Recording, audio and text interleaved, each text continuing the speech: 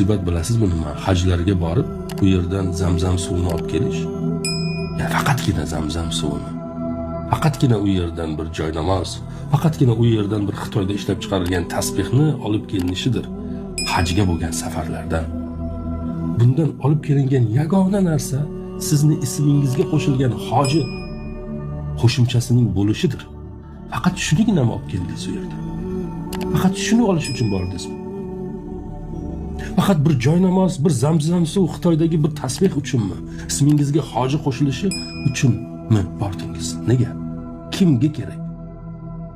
Roza tutib, rozadan topganimiz eng katta lazzat issiq somsalaru, norinlaru, nusholdalaru ularning bo'lishidir.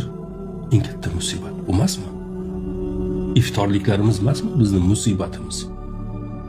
Rozadan topganimiz eng katta